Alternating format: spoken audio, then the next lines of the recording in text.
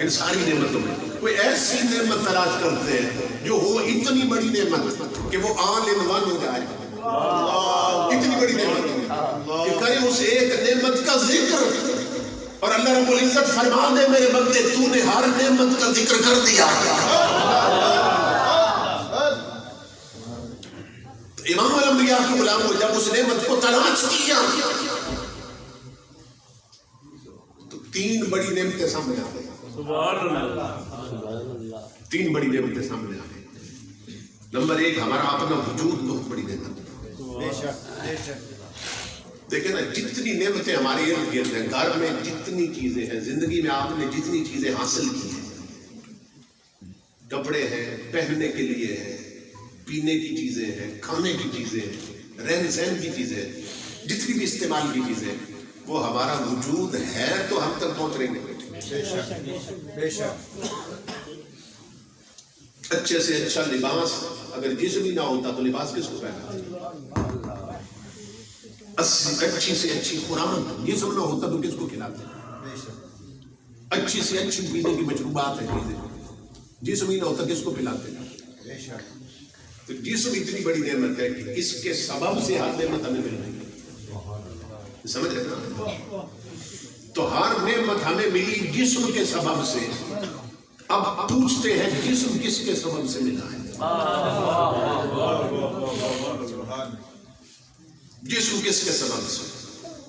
تو صوفیاء کا بات تھوڑی سی کھولتے ہیں تاکہ سب کو سمجھ آ جائے. تو کہتے ہیں جسم ماں باپ کے سبب سے, چونکہ عالم اسباب ہے, یہ عالم اسباب ہے. جسم بنا ماں باپ کے سبب سے.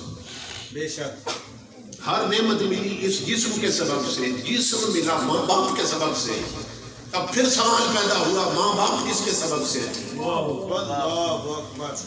اس کا جواب پھر وہی بنا, وہ اپنے ماں باپ کے سبب سے. بے شک. ان کے ماں باپ کس کے سبب سے؟ وہ اپنے ماں باپ کے سبب سے. یہ تسلسل یوں ہی بڑھاتے چلے جائے سلسلہ تو کہاں بات ختم ہوگی؟ حضرت آدم علیہ السلام پر. بے شک. سمجھ رہے؟ جسم ہے تو ہر نعمت ملی, اور جسم ملا ماں باپ کے سبب سے. ماں باپ اور دادا دادی آگے بڑھتے گئے, جتنے رشتے بنے, پورا شجرہ نسب وہ ہے حضرت آدم کے سبب سے. حضرت آدم نہ ہوتے تو کوئی بھی بشر نہ ہوتا. سمجھ رہے؟ تو ہر نعمت ملی جسم کے سبب سے. جسم ملا آباء و اجداد کے سبب سے. آباء و اجداد ملے آدم علیہ السلام کے سبب سے. اب رب سے پوچھتے ہیں آدم کس کے سبب سے؟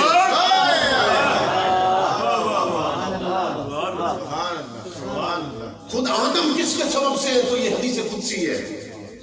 اللہ فرما رہا ہے لولا محمد لما خلقت آدم. اگر میرا مصطفیٰ نہ ہوتا تو میں آدم کو بھی پیدا نہ کرتا.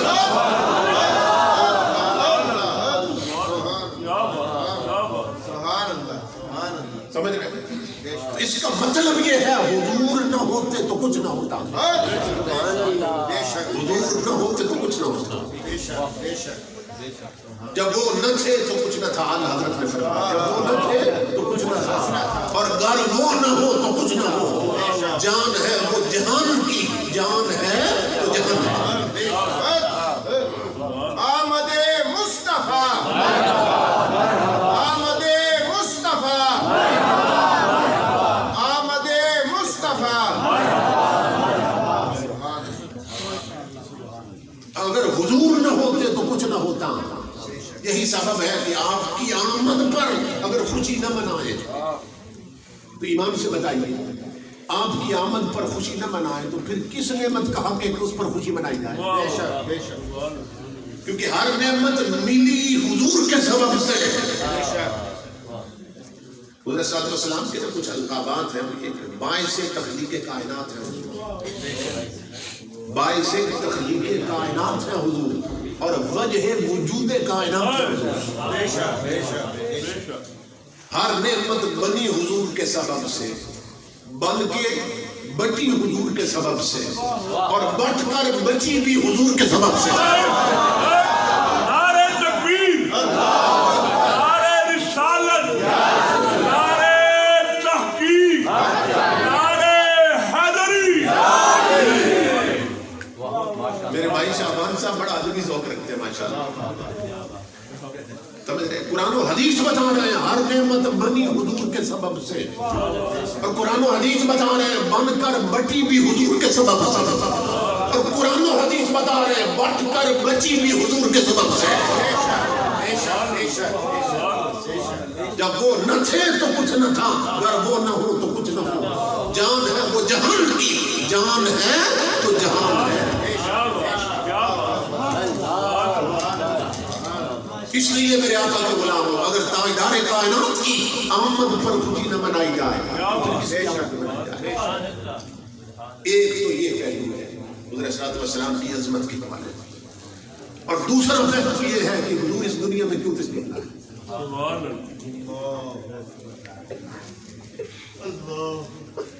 बेशत का मकसद क्या था, हुजूर की विलादत का मकसद क्या था। अब जाहिर है कि ये मकसद हुजूर से बेहतर तो कोई नहीं बता सकता।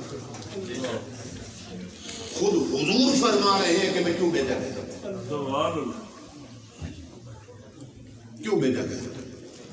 एक हदीस में हुजूर सल्लल्लाहु अलैहि वसल्लम ने फरमाया इन्नमा बुइस्तु मुअल्लिमन, कि मेरे रब ने मुझे दीन का मुअल्लिम बना के भेजा है। मेरे रब ने मुझे इसलिए भेजा है कि मैं लोगों को दीन सिखाऊं और लोग दीन सीखें।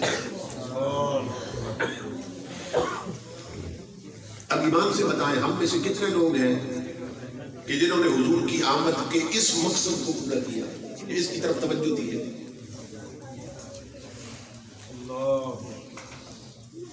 अल्लाह ने सबको औलाद दे रखी है। कितने घरों में बच्चे हैं जो हुजूर का दीन पढ़ रहे हैं,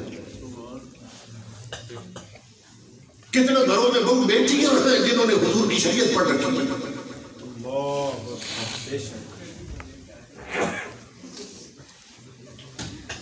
और इमाम अल-अंबिया फरमाते हैं मेरी बेशत का मकसद ये है कि लोग दीन सीखें और मैं सिखाऊं। और नंबर 2 इमाम अल-अंबिया ने फरमाया वो इसको बेकसरिल मज़ालीम, इमाम अल-अंबिया ने फरमाया मेरे रब ने मुझे इसलिए भेजा कि मैं म्यूजिक और मौसीकी और राग बाजे ढोल ढमके इनका खत्म कर दूं। और तो हुजूर की बेशत का मकसद क्या है कि इमाम अल-अंबिया दीन सिखाएं और हम हुजूर से सीखें। तो हुजूर ने तो सिखा दिया। इस हद तक हुजूर ने दीन की तालीम पर जोर दिया। हुजूर सल्लल्लाहु के पास एक जवान बैठा था, सहाबी बैठे थे, मोहब्बत बड़ी गुफ्तगू हो रही थी। दाता साहब ने भी लिखा है, इमाम राज़ी ने भी लिखा है, हजरत जिब्राइल अमीन हाजिर हो गए और आपकी अर्ज की अल्लाह के हबीब ये जो जवान इस वक्त आपके पास बैठा है ना, ये फौत होने वाला है,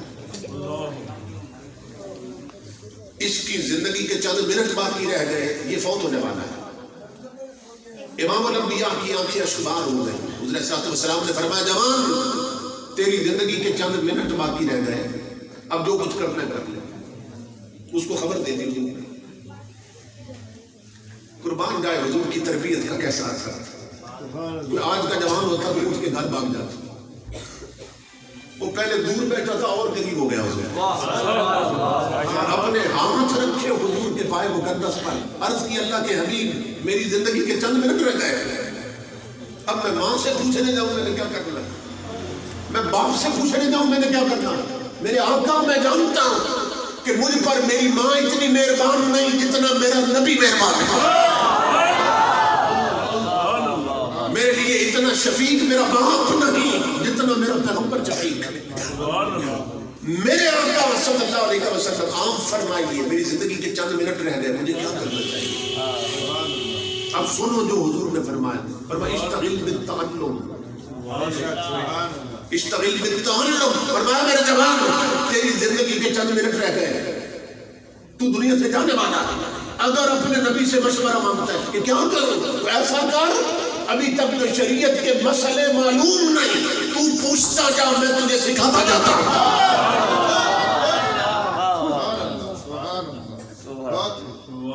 आप तसव्वुर करें कि हुजूर सल्लल्लाहु अलैहि वसल्लम ने इल्म की अहमियत पर कितना जोर दिया।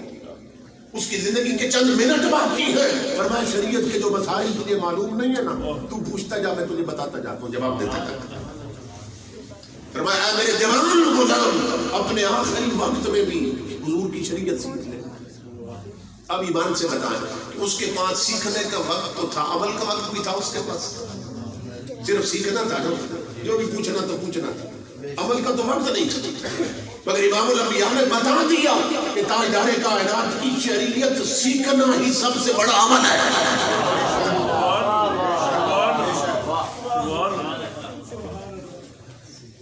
مولانا شبلی نعمانی کہتے ہیں, اب یہ دیکھیے کہ ہمیں تڑپ ہونی چاہیے تھی نا. ہمارے آقا بتا گئے کہ دین کی تعلیم کتنی ضروری ہے, یہ ہمارے اندر تڑپ ہونی چاہیے تھی. مگر ہوا کیا کہ ہماری یہ طلب انگریز لے گئے. شریعت کے ہم نے جو پیمانے توڑے وہ لے جا کے سب اہل مغرب نے جوڑے. جو پیمانے ہم توڑتے رہے وہ ٹکڑے جوڑ کر اس کی بنیاد پر اٹھ کھڑے ہوئے, وہ امام بن گئے, ہم ان کے غلام بن گئے. مولانا شبلی کہتے ہیں کہ میں بحری جہاز میں جا رہا تھا, میرے ساتھ ہی نا جو سیٹ تھی اس پر ایک انگریز بیٹھا تھا, وہ کتاب کا مطالعہ کر رہا تھا. اچانک جہاز جو تھا بحری جہاز بھنور میں پھنس گیا اور جہاز ڈوبنے لگا. چیخو پکار شروع ہو گئی جہاز میں اور سب کو یقین ہو گیا کہ اب نہیں بچیں گے. افراتفری مچی ہوئی تھی مسلمانوں میں اور ہر کوئی اپنی جان کی فکر میں. مگر میں حیران تھا کہ وہ انگریز مطمئن ہو کر کتاب کے مطابق لگا ہوا. میں نے اس کو گو نہیں ماری, میں نے کہا وہ لوگوں کی زندگی پہ بنی ہے, جان پہ بنی, جہاں ڈوبنے والا اور تو مطالعے پر. کہتے ہیں اس نے میری طرف دیکھا اور تیوری چڑھائی, اس نے تیوری چڑھائی, پیشانی پہ پانی ڈالا اور مجھے کہنے لگا نادان, اگر یہ آخری وقت ہے تو پھر یہ وقت ضائع کیوں کیا جائے.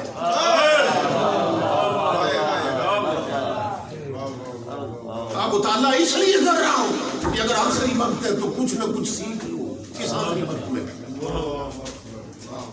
اسی پر کلندر لاہوری علامہ اقبال نے کہا تھا کبھی یہ نوجوان مسلم تدبر بھی کیا تم نے, وہ کیا گردوں تھا تم جس کا ہے ایک ٹوٹا ہوا تارا, تجھے اس قوم نے پالا ہے آغوش محبت نے, کچل ڈالا تھا جس نے پاؤں میں تاج سر دارا. اور کہاں دی ہم نے جو اسلاف سے میراث پائی, سریا سے زمین پر آسمان نے ہم کو دے مارا. مگر وہ علم کے موتی کتابیں اپنے آبا کی جو دیکھے ان کو یورپ میں تو دل ہوتا ہے سپارہ. اقبال کہتا ہے کتابیں میرے بڑوں کی ہیں اور یورپ کی یونیورسٹیوں میں پڑھی ہیں اور وہاں پڑھی جا رہی ہیں تو میرے دل کے 30 ٹکڑے ہو جاتے ہیں. ہمارے بچوں نے ٹچ موبائل نہیں لیے, ہمارے بچے ٹی وی پہ بیٹھ گئے, ہمارے کمپیوٹر پہ بیٹھ گئے, آنکھوں کی بدکاری اور کانوں کی بدکاری میں مبتلا ہو گئے. اور انہوں نے کیا کیا, ہماری کتابوں کو ٹرانسلیٹ کیا, انہوں نے اس پر اپنی ترقی کی بنیاد اٹھائی. اس لیے جوانوں خدا کے لیے حضور صلی اللہ علیہ وسلم کے دین کی طرف آؤ. حضور صلی اللہ علیہ وسلم نے اتنی اہمیت کو اجاگر کیا. آج بھی یورپ کے جو کالج اور یونیورسٹیاں ہیں وہاں ہر یونیورسٹی کی لائبریری میں اور کالج کی لائبریری میں الگ اسلامک بکس کا پورشن ہے. میں نے اولڈم میں بھی دیکھا ہے, میں نے برمنگھم میں بھی دیکھا ہے. وہاں انگریز لڑکوں نے ہمارے شیخ محی الدین ابن عربی پر پی ایچ ڈی کر رکھی ہے, پی ایچ ڈی کے تھیسس لکھے انہوں نے اور اس پر ڈگریاں لی انہوں نے. لیکن ہمارے بچوں نے تو پہچانا ہی نہیں شیخ عربی ہے کون. ہمارے بچوں کو معلوم نہیں امام اعظم کون ہے, امام محمد کون ہے, امام ابو یوسف کون ہے. امام محمد وہ ہیں کہ جنہوں نے کتاب لکھی تھی المبسوط, اور ایک بہت بڑا اورینٹلسٹ تھا, بہت بڑا ڈاکٹر تھا عیسائیوں کا, اس نے وہ کتاب پڑھی اور کلمہ پڑھ لیا, مسلمان ہو گیا. تو مسلمانوں نے اسے گھیرے میں لے لیا. انہوں نے کہا ہم تجھے کہتے رہے تم نے کلمہ نہیں پڑھا, تو ہمارے حضرت امام محمد امام اعظم کے شاگرد ہیں کہ ان کی کتاب پڑھی تو تم نے کلمہ کیوں پڑھا. کیا سوچ کے تو نے کلمہ پڑھا؟ سنو اس کے لفظ وہ کیا کہتا ہے. وہ کہتا ہے جب میں نے یہ کتاب پڑھی نا تو میرے ضمیر نے مجھے آواز دی کہ ھذا کتاب محمدکم الاصغر فکیف کتاب محمدکم الاکبر، کہ جب مسلمانوں کے چھوٹے محمد کا علم یہ ہے تو بڑے محمد کا علم کتنا ہوگا. نعرہ تکبیر، نعرہ رسالت، نعرہ تحقیق، نعرہ حیدری. ان راگ بازوں سے لکھ لو امام الانبیاء فرما گئے، تاجدار کائنات فرما گئے کہ مجھے میرے رب نے بھیجا اس لیے کہ میں یہ راگ باجے یہ ڈھول ڈھم کے ان کا خاتمہ کروں. اور آج ہماری میجارٹی نے اسی کو جفا مار دی ہے. ایک اور حدیث میں امام الانبیاء نے فرمایا یکون فی ھذی الامت اربع فتن، میری امت میں 4 بڑے فتنے پیدا ہوں گے. میری امت کو جو برباد کر دیں گے، تباہ کر دیں گے، 4 بڑے فتنے پیدا ہوں گے. اور آخری فتنہ آخر الغنا، میری امت کی بربادی کا آخری بڑا فتنہ گانا بجانا ہوگا. اس لیے اپنے موبائلوں سے گانے ڈیلیٹ کر دو، تلاوت قرآن سنا کرو. امام الانبیاء فرما گئے میری امت کی بربادی کا آخری فتنہ کیا ہوگا؟ گانا بجانا. اب بتائیے کوئی جگہ ہے جہاں گانے نہ ہو؟ رکشا ہے تو اس پہ گانے ہیں، سوزوکی میں بیٹھو تو اس پہ گانے ہیں، ٹرک گزرے تو وہاں گانوں کی آواز آ رہی ہے، ہوٹلوں پہ جاؤ تو گانے ہیں، بڑی بڑی کوچز میں صرف گانے نہیں، LCDs لگی اور فلمیں چل رہی ہیں. کافروں نے بنائی اپنے کفر کے مطابق، اور اتنی وہاں نہیں دیکھی جاتی جتنی یہاں دیکھی جا رہی ہے. تو کس راستے پہ چل پڑے؟ دل کے پپولے جل اٹھے، سینے کے داغ سے اس گھر کو آگ لگ گئی، گھر کے چراغ سے. کچھ عرصہ پہلے کی بات ہے، اسلام آباد کی ایک یونیورسٹی میں ایک نائٹ شو ہوا ہے. اس کی وائس چانسلر ہے، وہ ایک لیڈی ہے، اور اکثر لیڈیز ہی وہاں پڑھاتی ہیں، پروفیسر ہے. نائٹ شو ہوا، انہوں نے ایک گویا اور نچیا بلایا، 1 گھنٹے کے لیے اس کو بلایا اور 1 کروڑ روپیہ دیا. امام الانبیاء کے غلام مجھے دکھائی ویڈیو، وہاں پروفیسر صاحب ہے وہ بڑا ان کا یہ دیکھیے ورثہ کہ وہ گویا اور نچیا 1 گھنٹے کا 1 کروڑ روپیہ دے رہا، اور جو اس کی وائس چانسلر ہے اور دیگر لیڈیز جو پڑھاتی ہیں وہ بدبخت اس گویے کے ساتھ ناچ رہی ہے. یہ صورتحال ہے. کسی غم گسار کی محنتوں کا عجیب میں نے صلہ دیا، جسے میرے غم نے بھلا دیا اسے میں نے جی سے بھلا دیا. حضور سیدنا صدیق اکبر آئے حضور کی بارگاہ میں، چہرہ اقدس کی زیارت کی نہ رونے لگ گئے. امام الانبیاء نے فرمایا ابو بکر کیوں روئے؟ عرض کی اللہ کے حبیب ابھی 2 دن پہلے تو چہرہ اقدس پہ جوانی تھی، یہ اچانک بڑھاپا کیسے آتا ہے؟ آنکھیں اشکبار ہو گئی حضور کی. امام الانبیاء نے فرمایا شیبتنی سورۃ ہود و اخواتها، فرمایا جب سے سورت ہود اتری ہے نا اور اس جیسی 2-4 سورت، ان سورتوں میں اللہ نے گناہگاروں کے عذاب کا ذکر کیا. آقا نے فرمایا ابو بکر جب سے وہ سورتیں اتری ہیں امت کے غم نے مجھے بوڑھا کر دیا. ہماری فکر، ہماری ٹینشن اور ہماری پریشانی ہمارے رسول پر وقت سے پہلے بڑھاپا لے آئی، اور جن کے لیے اتری ہیں وہ ٹس سے مس نہیں ہوتے. ہم نے کبھی قرآن پڑھا کرتے ہیں، کسی غم گسار کی محنتوں کا عجیب میں نے صلہ دیا، جسے میرے غم نے بھلا دیا اسے میں نے جی سے بھلا دیا. اور میں تیرے مزار کی جالیوں کی سجاوٹوں میں لگا رہا، تیرے دشمنوں نے تیرے چمن میں خزاں کا جال بچھا دیا. یا دوپٹے اتر گئے، بیٹیوں کی آنکھوں سے حیا چھن گیا، جوانوں کے ہاتھوں سے قرآن نکل گیا. وہ گھر کی 4 دیواریاں جہاں قرآن گونجتا تھا وہاں گانوں کی آواز آنے لگی. اور خاندانوں کی وہ بیٹیاں کہ جن کے پاؤں کی پشت پر بھی غیر محرم کی کبھی نظر نہیں پڑی، ان کے آدھے جسم ننگے نظر آنے لگے بازار میں. میں تیرے مزار کی جالیوں کی سجاوٹوں میں لگا رہا، تیرے دشمنوں نے تیرے چمن میں خزاں کا جال بچھا دیا. میرے مہربان تیرا شکریہ بھلا کس زبان سے ادا کروں کہ میری زندگی کی اندھیری شام میں چراغ فکر جلا دیا. اللہ کا احسان کہ ہمیں حضور کو امتی بنایا. یہ تو آنکھیں بند ہوگی تو خبر ہوگی کتنا بڑا احسان. اور اس احسان کا خود حضور نے احساس دلایا. امام الانبیاء نے فرمایا, تاجدار انبیاء نے فرمایا انتم حظی من الامم انا حظکم من الانبیاء وانتم حظی من الامم. فرمایا میرے امتیوں اپنے بختوں پہ ناز کرو اور اب تو شکر ادا کرو کہ تم میرے بن گئے میں تمہارا بن گیا. تو ان محفلوں کا مقصد یہ ہے تاجدار کائنات کے غلاموں کہ گھروں سے ہر وہ نقش مٹا دو جس نے مدینے کے نقشے دھندلا دیے. گھروں میں نا شریعت کا جھاڑو دو. اپنی کاروں میں, اپنے رکشوں میں, سلوکیوں میں, ٹرکوں میں, بسوں میں, ہوٹلوں پر, شادیوں میں مصطفیٰ کی شریعت کا جھاڑو دو اور ہر وہ نقش مٹا دو جس نے حضور صلی اللہ علیہ وسلم کے نقشے دھندلا دیے. آقا فرماتے ہیں مجھے بھیجا اس لیے کہ میں ران باتوں کا خاتمہ کر دوں. ایک اور حدیث میں امام الانبیاء نے فرمایا کہ ثلاثۃ لا يدخلون الجنۃ ولا ينظر الله الیہم یوم القیامہ. 3 بدبخت ایسے ہیں میری امت کے لوگ کہ قیامت کے دن جنت جانا تو دور کی بات, ان پر نگاہ رحمت بھی نہیں ڈالی جائے گی. یعنی نگاہ رحمت سے بھی معروف ہو جائے. نمبر 1 العاق لوالدیہ, ماں باپ کا نافرمان. آج کتنے لوگ ہیں جن کی بیگمان تو ان سے خوش ہیں مگر ماں ناراض, پرواہی نہیں. باپ ناراض ہے, پرواہی نہیں ہے. آقا نے فرمایا کہ ماں باپ کا نافرمان ہے اس پر نگاہ رحمت بھی نہیں ڈالی جاتی. کئی لوگ ایسے ہیں کہ جنہوں نے 5-5, 10-10 عمریں کر رکھے ہیں مگر ماں باپ ناراض ہے, فکر ہی نہیں. وہ کون سا منہ لے کے کعبے جا رہے ہیں,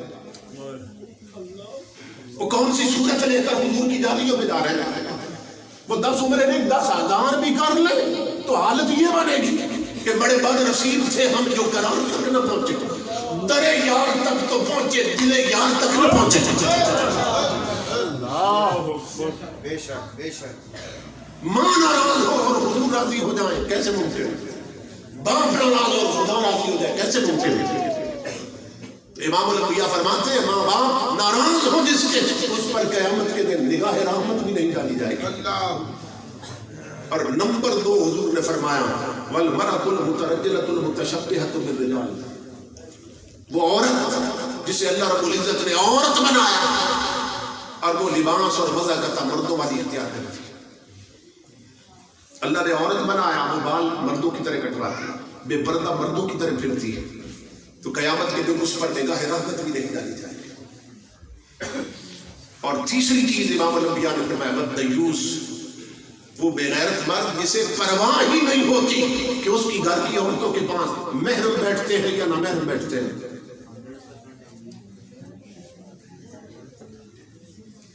یہ صورت حال ہے. تو تاجدار کائنات کی بے شک کے مقصد کو پہچانو حضور کے غلام اور واحد تاجدار کائنات کی ذات ہے کہ جن کے پیچھے اللہ فرماتے ہیں آنکھیں بند کر کے چلنا ہے. دنیا کا کوئی لیڈر ایسا نہیں جس کی سیرت میں نقص نہ ہو, جس کے پیغام میں عیب نہ ہو, جس کے پیچھے چلو اور ٹھوکر نہ لگے. لیکن اللہ فرماتا ہے میرے حبیب کے پیچھے چلو بس مغبتیو, سنتے جاؤ اور مانتے جاؤ. یہ نہیں کہ سوچ کر کروں گا. حضور صلی اللہ علیہ وسلم نے جو حکم دیا نہیں, سوچنا نہیں ہے. فرمایا یار کی اتھارٹی یہ ہے کہ ادھر محبوب کہتا جائے ادھر دھرنے لگ جائے, ادھر محبوب فرماتا جائے ادھر دھرنے لگ جائے. کیسے؟ جیسے حضرت ابو ہریرہ حضور کی بارگاہ میں آئے, بخاری شریف میں آ کے عرض کی انی اسمع منک حدیثا کثیرا یا رسول اللہ فانساہ. رسول اللہ میں آپ سے بہت سی گفتگو احادیث ارشادات سنتا ہوں لیکن مجھے بھولنے کی بیماری بھول جاتا ہوں. یا رسول اللہ مجھ پہ کرم فرمائیے. اب یہ حضرت ابو ہریرہ حضور سے درخواست کر رہے ہیں یا رسول اللہ میں بھولنے کی بیماری ہے. نسیان ہو جاتا ہے. اب حضور صلی اللہ علیہ وسلم یہ نہیں فرماتے ابو ہریرہ کہ نماز روزے کا مسئلہ ہے تو پوچھ دو، یہ تو ڈاکٹر کا کیس ہے، کسی حکیم کے پاس جاؤ، یہ تو بھولنے کی بیماری ہے، نسیان ہے تجھے. امام الانبیاء نے فرمایا ابو ہریرہ تو کسی ڈاکٹر حکیم کے پاس نہیں آیا، رب کے حبیب کے دروازے پہ آیا. فرمایا ڈاکٹروں کی دوا کا طریقہ اور ہے، مصطفیٰ کی عطا کا طریقہ اور ہے. اٹھائیے بخاری شریف تاریخ حدیث کی جو سب سے اتھینٹک کتاب، اس میں فرمایا ابو ہریرہ حافظہ کمزور ہے، نسیان کی بیماری ہے، ایسا کرو زمین پہ چادر بچھا دو. انہوں نے ایک لمحہ بھی یہ نہیں سوچا کہ شاید حضور نے میرا سوال نہیں سمجھا، کہ میں نے حضور سے کھجوریں نہیں مانگی کہ جو چادر میں باندھ کے دینی ہے، یا میں نے غلہ یا اناج نہیں مانگا حضور سے کہ جو چادر میں باندھ کے دینا ہے. نہیں، حضور نے فرمایا چادر بچھاؤ، انہوں نے آنکھیں بند کر کے چادر بچھائی. ذرا عالم تصور میں حضرت ابو ہریرہ سے پوچھو نا، ابو ہریرہ وہ بات حافظے کی ہے، آقا فرما رہے چادر بچھاؤ. ابو ہریرہ کبھی یوں بھی حافظے ملتے ہیں؟ ابو ہریرہ جواب دے رہے نادان یہ دربار محمد ہے، سن جو کہیں نہیں ہوتا وہ یہاں ہو جاتا ہے. جب آقا فرما رہے چادر بچھاؤ تو انہوں نے چادر بچھا دی اور کالی کملی سے گورے گورے ہاتھ نکلے. تاجدار کائنات نے نا ہوا میں ہاتھ جوڑے اور چادر پہ الٹ دیے، پھر ہوا میں ہاتھ جوڑے چادر پہ الٹ دیے. اب دو نظر ہیں، دو قسم کی نظر ہے. بعض نے دیکھا بھئی ہاتھ خالی اٹھے تھے، خالی جڑے تھے اور خالی ہی مڑے، تو انہوں نے کہا کہ حضور خالی تھے. مگر بریلی سے آواز آنے لگی، امام احمد رضا بولے، فرمایا خالی ہاتھ دیکھ کے دھوکہ نہ کھا، مالک کونین ہیں وہ پاس کچھ رکھتے نہیں، وہ دو جہاں کی نعمتیں ہیں ان کے خالی ہاتھ میں. سبحان اللہ. یہ ابو ہریرہ سے پوچھ ان خالی ہاتھوں میں کیا تھا. امام الانبیاء نے 10 آئے مبارک اٹھائے، جب اٹھائے تو خالی تھے، ملائے تو خالی تھے، پلٹے تو خالی نظر آ رہے تھے. لیکن 3 بار یہ عمل کیا، فرمایا آپ چادر کو سینے سے لگا لو. وہ کہتے تھے مجھے بھولنے کی بیماری ہے. ابو ہریرہ قسم کھا کے کہتے ہیں فما نسیت شیئا بعد، اللہ کی عزت کی قسم لوگو وہ دن اور آج کا دن مجھے کبھی کوئی شے نہیں بھولی.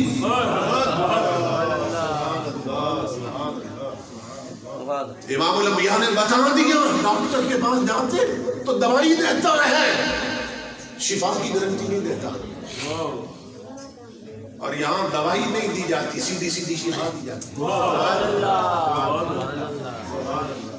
امام الانبیاء نے فرمایا میرے رب نے مجھے اس لیے بھیجا، اس لیے مبعوث کیا کہ لوگ مجھ سے دین سیکھے اور میں انہیں دین سکھاؤں.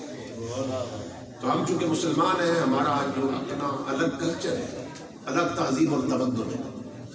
تو کافروں کے بچے ہیں جب وہ پیدا ہوتے ہیں نا کچھ سیکھنے کے قابل ہوتے ہیں تو وہ ان کی تعلیم کی ابتدا دنیاوی تعلیم سے کرتے ہیں. لیکن مسلمانوں کے بچوں کا کیا ہے؟ اس لیے کہ یہ حضور کے غلام ہیں. انہیں انگلش میڈیم سکولوں میں ضرور پڑھائیں، لیکن بعد میں ان کی گنتی میں حضور کا قرآن ہے. انہیں تاجدار کائنات کی شریعت کی جو ضروریات شریعت ان کی آگاہی پہلے بخشے تاکہ ہماری نسل حضور صلی اللہ علیہ وسلم غلامی میں رہے. اور آنے والے وقتوں میں جو وقت آ رہا ہے وہ بہت زیادہ خطرناک وقت ہے. آپ لوگ خوش وقت ہیں. میں مطلب کرنل اختر صاحب کو مبارکباد پیش کرتا ہوں جنہوں نے جگہ پیش کی. اللہ رب العزت نے اس پر اجر عظیم ہے. فرما رہے ہیں بھی آئندہ بھی پروگرام کرنا چاہیں تو جگہ حاصل ہے. اللہ تعالیٰ اس پر اجر عظیم عطا فرمائے. تمام دوست بیٹے دیکھیں جتنے جوش و خروش سے اس وقت تک بیٹھے ہیں، چھوٹے بچے، اللہ سب کا آنا قبول کرے اور ہم سب کو سچی غلامی سے نوازے. وما علینا الا البلاغ.